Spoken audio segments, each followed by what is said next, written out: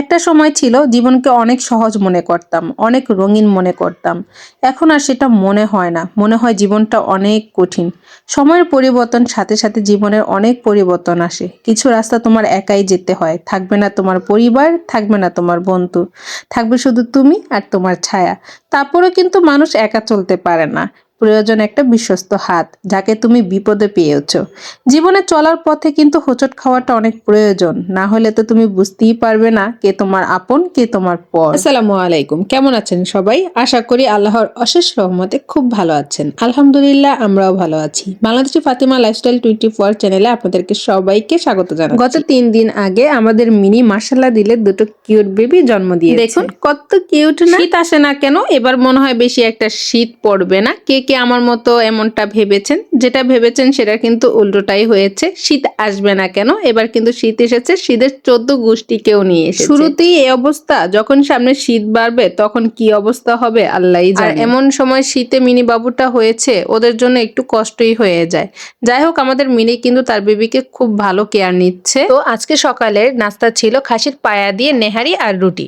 সবাই মিলে সকালের নাস্তাটা করে চলে আসলাম গাছের কিছু যত্ন নিতে। আজকে আমি তোমাদের সাথে শেয়ার করব আমার প্রিয় গাছগুলোর মধ্যে একটি গাছ, মানি প্লান্টকে নিয়ে।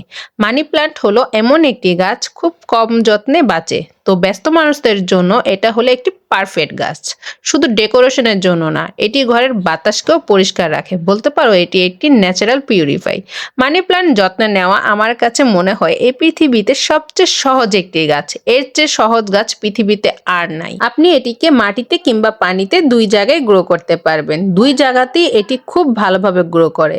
দেখতেই পাচ্ছেন আমি কিন্তু দু জায়গাতেই গ্রো করেছি। মানি প্লান্টকে সরাসরি রোদে নয়, হালকা রোদে রাখুন। সপ্তাহে 2 বার পানি দিন।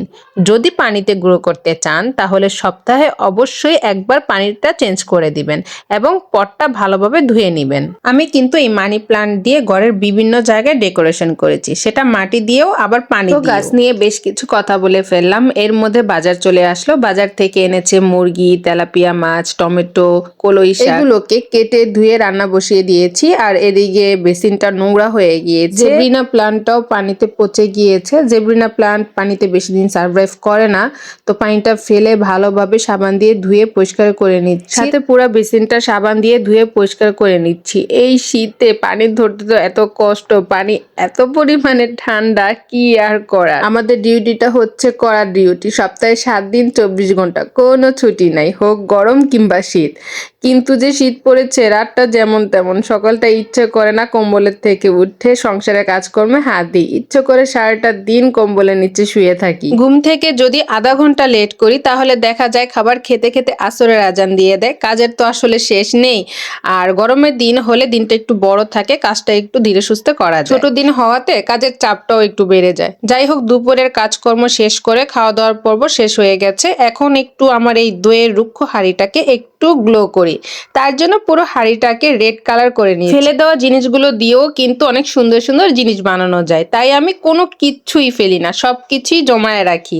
পরবর্তীতে কিছু না তো কিছু কাজে লাগবে। তো এই যে দেখো, দইয়ের হাঁড়িটা পর্যন্ত ফেলি না। এটাকেও এখন খুব সুন্দর করে মনের মাধুরী দিয়ে ফুল লতা পাতা এঁকে নিব। তো আশা রাখছি আপনাদের কাছে আমার এই ব্লগটি ভালো লাগবে। সেই ভালো লাগা থেকে অনুরোধ করব ভিডিওটি শুরু থেকে একটি লাইক দিয়ে ভিডিওটি সম্পূর্ণ দেখবেন। ভিডিওটি দেখতে দেখতে ভিডিওর কোনো অংশটুকু যদি একটু হলেও ভালো লেগে যায় তাহলে অবশ্যই চ্যানেলটি সাবস্ক্রাইব করে পাশে থাকা বেল আইকনটি ক্লিক করে দিবেন, যাতে করে আমি কোনো নতুন ভিডিও আপলোড করলে সাথে সাথে আপনাদের কাছে নোটিফিকেশন চলে যায় আর আপনি আপনার সময় সুযোগ করে আমার ভিডিওটি দেখে নিতে পারেন। আপনাদের সাথে কথা বলতে বলতে বিভিন্ন কালার দিয়ে ফুল লতা পাতা আকাশে, তো এটাকে শুকাতে দিয়ে অন্য কাজে চলে যায়। এই কাজটা করতে করতে আমার কিন্তু সন্ধ্যা হয়ে যায় আর ঘরের মেয়োনিজও শেষ হয়ে গেছে। তো এটা বানিয়ে ফেলি। তার জন্য প্রথমেই নিয়েছি ডিম, তারপরে রসুনের কোয়া, চিনি, গুঁড়া দুধ, গোলমরিচের গুঁড়া, লেবুর রস, ভিনেগার, লবণ আর হচ্ছে তেল। তেলটা কিন্তু একবারই দিব না। এখন সব উপকরণ একসাথে ব্লেন্ড করে নিব আর কিছুক্ষণ পরপর তেল দিয়ে আমি ব্লেন্ড করব। আমি এভাবে করেই মেয়োনিজ বানিয়ে থাকি। আমার বাচ্চারা খুব পছন্দ করে এই মেয়োনিজ।